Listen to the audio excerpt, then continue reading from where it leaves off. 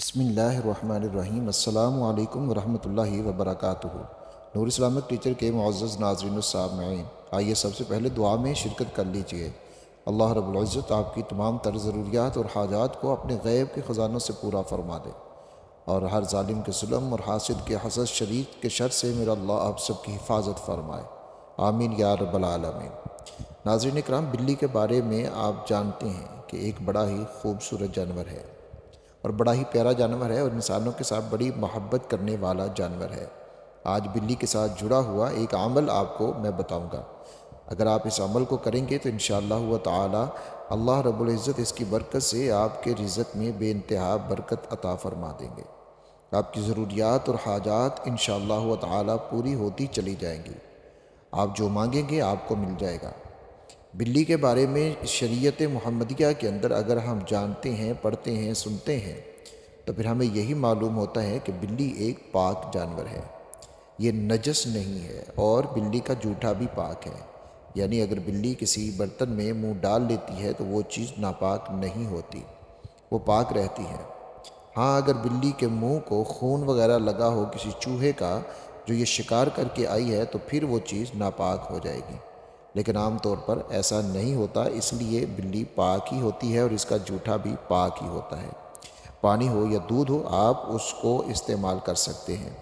جیسے کہ حدیث میں آتا ہے، رسول اللہ صلی اللہ علیہ وآلہ وسلم نے وضو کرتے ہوئے اپنے وضو کے پانی سے بلی کو پانی پلایا، اور پھر اسی پانی سے آپ نے وضو بھی فرمایا تھا۔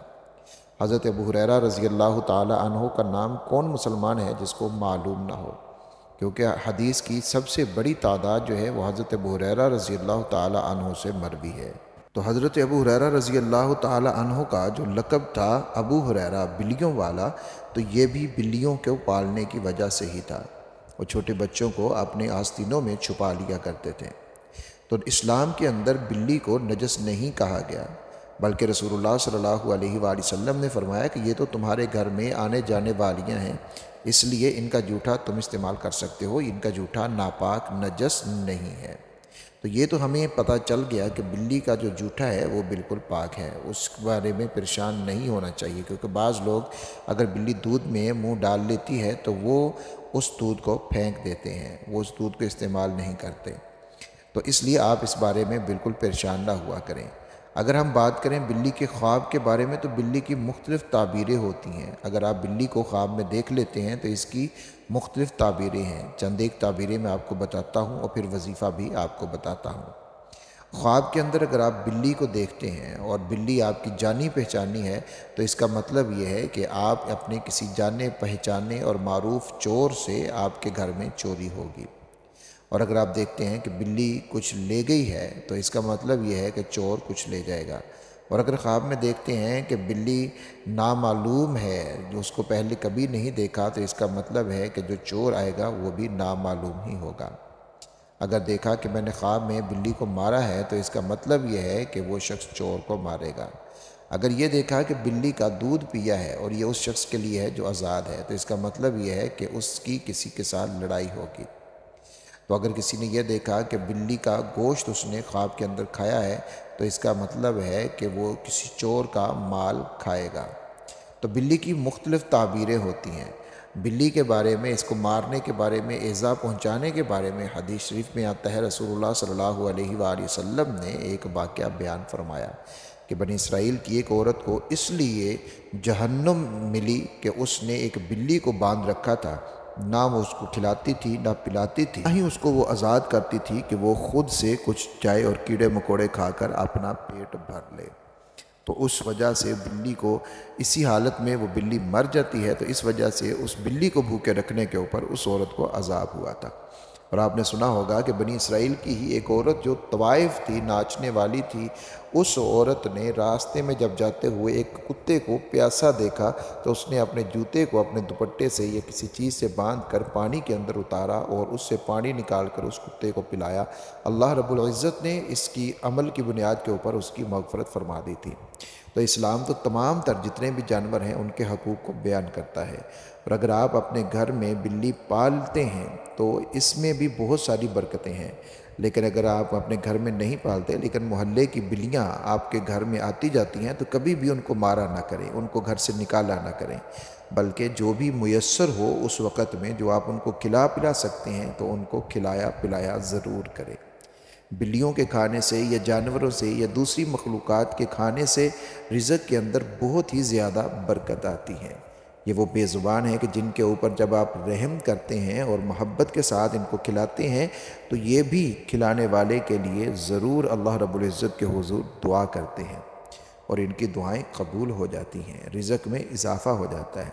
میں نے خود کئی ایسے لوگوں کو دیکھا کہ جنہوں نے بلی کو پالا اور اس کو کھلایا پلایا تو اللہ رب العزت نے ان کے رزق کے اندر بہت زیادہ برکت کو نازل فرما دیا۔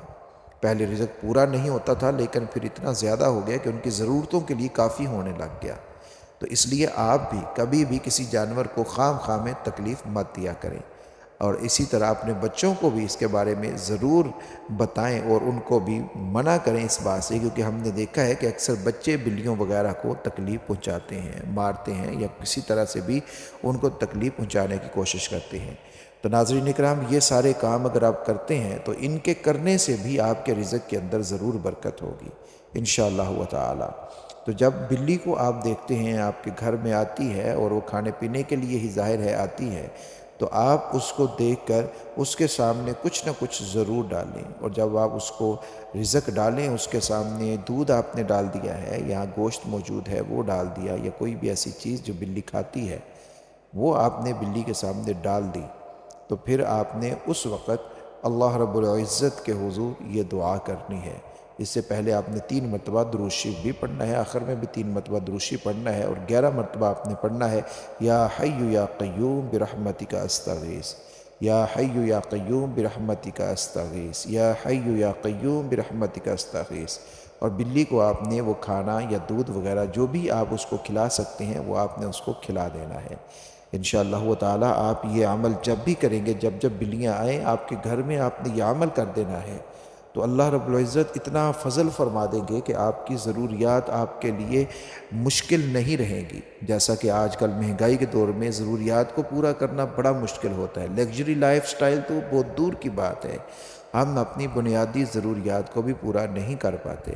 تو آپ اگر یہ عمل کریں گے تو اس کے ساتھ اپنے گھر کے اندر نماز کی پابندی کریں، قرآن مجید کی تلاوت کی پابندی کریں۔ گھر کے افراد کوشش یہ کیا کریں کہ سورہ یاسین کو ضرور پڑھا کریں صبح کے وقت۔ جب سورہ یاسین کو ایک دفعہ پڑھ لیا جاتا ہے تو پورے دن کے رزق کا انتظام ہو جاتا ہے۔ تو ناظرین کرام، یہ ایک عمل چھوٹا سا آپ کریں گے، جب بھی بلی گھر میں آئے آپ یہ دعا پڑھ لیجئے، اس کے لیے کھانے کا انتظام کر دیجئے۔ چند دنوں کے بعد آپ دیکھیں گے کہ اللہ رب العزت نے کیسا فضل فرمایا ہے، کیسی آسانیاں آپ کے لیے پیدا فرمائی ہیں، اور آپ کے رزق میں بہت زیادہ اللہ رب العزت کی طرف سے اضافہ ہو جائے گا۔ ہماری ویڈیو کو شیئر ضرور کیجیے گا تاکہ دوسرے لوگ بھی استفادہ کر سکیں۔ اپنا بہت سارا خیال رکھیے گا۔ اللہ حافظ و ناصر۔